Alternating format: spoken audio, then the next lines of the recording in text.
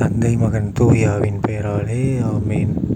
Mark எழுதின சிறந்த வாசகம் அதிகாரம் 10 இறை வசனங்கள் 46 முதல் 52 முடிய.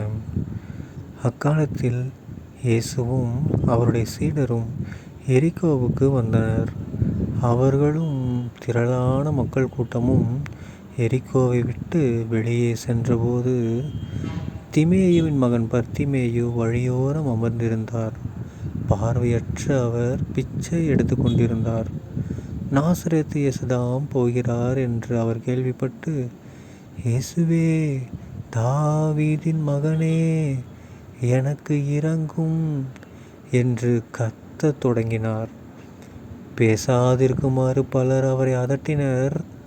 ஆனால் அவர், தாவீதின் மகனே, எனக்கு இரங்கும் என்று இன்னும் உரக்க கத்தினார். இயேசு நின்று, அவரை கூப்பிடுங்கள் என்று கூறினார். அவர்கள் பார்வையற்ற அவரை கூப்பிட்டு, துணிவுடன் எழுந்து வாரும், இயேசு உம்மை கூப்பிடுகிறார் என்றார்கள். அவரும் தம் மேலுடையை எறிந்துவிட்டு குதித்தெழுந்து இயேசுவிடம் வந்தார். இயேசு அவரை பார்த்து, உமக்கு நான் என்ன செய்ய வேண்டும் என விரும்புகிறீர் என்று கேட்டார்.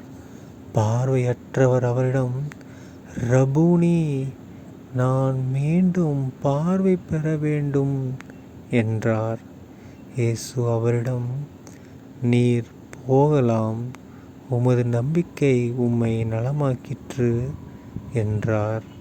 உடனே அவர் மீண்டும் பார்வை பெற்று அவரை பின்பற்றி அவருடன் வழி நடந்தார். ஆண்டவரின் அருள்வாக்கு. கிறிஸ்துவே உமக்கு புகழ். அன்பான சகோதர சகோதரிகளே, இன்று பொதுக்காலம் 8ஆம் வாரம் மே மாதம் 30ஆம் தேதி 2024ஆம் வருடம் வியாழக்கிழமை. இன்றைய நட்சத்திரப்பான நம்ம இயேசு கிறிஸ்து ஆண்டவர் ஒரு பார்வையற்ற ஒருத்தருக்கு பார்வை கொடுக்குறாரு. மேலோட்டமாக பார்த்தோன்னா நமக்கு இதுதான் தெரியும். ஆனால் உள்ளுக்குள்ளே இதில் எவ்வளவோ விஷயம் இருக்குது. ஓகேங்களா? என்ன விஷயம்?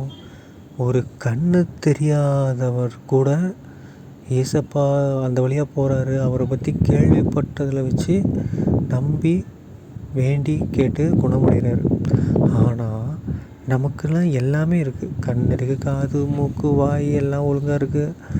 அதே மாதிரி கோவிலுக்கு போக முடியும், காசு இருக்குது, உங்களாம் எல்லா வசதிகளும் நமக்கு இருந்தோம். பக்கத்துலேயே கோவில் இருக்கும், வீட்டில் சாமி ஃபோட்டோ வச்சுருப்போம், ஏசப்பா வச்சுருப்போம், என்ன எவ்வளவோ விஷயங்கள் இருந்தோம். நாம் ஏசப்பாவை கூப்பிட்றதில்ல, கண்டுக்கிறதில்ல. ஸோ நமக்கு அதெல்லாம் கொடுத்தது வேஸ்ட்டு. கண்ணு கொடுக்காம இருந்திருக்கலாமே. பார்வை கொடுத்தது இயேசுவை பற்றி காணதான். ஆனால் நாம் தேவையில்லாததை கண்டுட்ருக்கோம். ஸோ இவர் பாருங்கள், இதில் இன்னொரு முக்கியமான விஷயம்னா, அது நான் மீண்டும் பார்வை பெற வேண்டும் அப்படிங்கிறாரு. அப்படின்னு என்ன அர்த்தம்? ஏற்கனவே அவருக்கு பார்வை இருந்திருக்கு, நடுவில் ஏதோ ஒரு காரணத்தால் பறி போயிருக்கு, அப்புறம் மீண்டும் பெற வேண்டும்ன்றாரு. ஓகேங்களா? ஸோ ஏதோ ஒரு பாவம் செஞ்சுருக்காரு, கண்ணு போயிருக்கும். அந்த பாவத்தை கழுவுன உடனே கண்ணு தெரிய ஆரம்பிச்சிருக்கு. ஸோ நம்ம வாழ்க்கையிலையும் அப்படி தான். பாவங்கள் நிறைய நிறைய நமக்கு சில பல வியாதிகள் உண்டாகும். அது ஏன் வந்துச்சு, எப்படி வந்துச்சு யாருக்கும் தெரியாது. இப்போ நீங்கள் கோயிலே போய் என்ன வேணாலும் நம்ம பாவம் குறையாத வரைக்கும் நமக்கு எந்த ஒரு நல்லதும் நடக்காது. ஸோ பாவத்தை கழுவுனோம்னா ஆட்டோமேட்டிக்காக எல்லாமே நல்லதாக நடக்கும். சரிங்களா? ஸோ இது நான் சொல்ல, பைபிளில் இந்த வசனங்கள் மூலமாக நம்ம புரிந்து கொள்ள வேண்டிய விஷயங்கள் இதெல்லாமே. எவ்வளவோ விஷயங்கள் இருக்குது இன்னும் புரிஞ்சுக்கிறதுக்கு. நாம் இப்போதைக்கு நமக்கு புரிந்த ஒரு சில விஷயங்களை தான் நம்ம புரிஞ்சிட்ருக்கோம். ஓகேங்களா? அவர் கேட்ட உடனே ஏசப்பா ஒரு கேள்வி கேட்குற, நச்சுன்னு உனக்கு நான் என்ன செய்யணும் இப்போ நீ நினைக்கிற அப்படின்னு கேட்குறாரு. இப்படி நம்மக்கிட்ட பார்த்து உனக்கு என்ன வரம் வேணும் கீழே அப்படிங்கிற அளவுக்கு கேட்டிருக்காரு பாருங்கள். ஸோ நாமளும் எவ்வளோ தடங்கள், இப்போ பாரு சீடர்கள்லாம் அவங்கள தடுத்தாங்க. ஸோ அந்த மாதிரி எவ்வளோ தடங்கள் வந்தாலும் இட்டை விடாமல் ஜெபித்தோம்னா கண்டிப்பாக இயேசு நமக்கு சூப்பரான பதில் கொடுப்பாரு. தந்தை மகன் தூயாவின் பெயராலே ஆமேன். இயேசுக்கே புகழ், இயேசுக்கே நன்றி, மரியே வாழ்க. இயேசுவின் ரத்தம் ஜெயம், அல்லேலூயா, பிரைஸ் தி லார்ட்.